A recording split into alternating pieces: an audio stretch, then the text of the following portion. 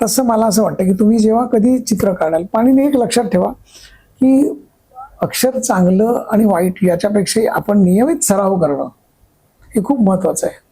म्हणजे मी नेहमी सांगतो की मी फळ्यावर लिहिताना अक्षर चांगलं आहे की वाईट आहे याचा कधी विचार केला नव्हता, पण ते घडत गेलं. तुम्ही मनाप्रमाणे तुमच्या मनात एखादी गोष्ट वळायला लागली ना की मला आज अक्षर चांगलं करायचं आहे की ती हळूहळू प्रोसेस व्हायला लागणार. आणि तसं आहे अभ्यासाचं म्हणा, चित्रांचं म्हणा, कुठल्याही कलेचं म्हणा.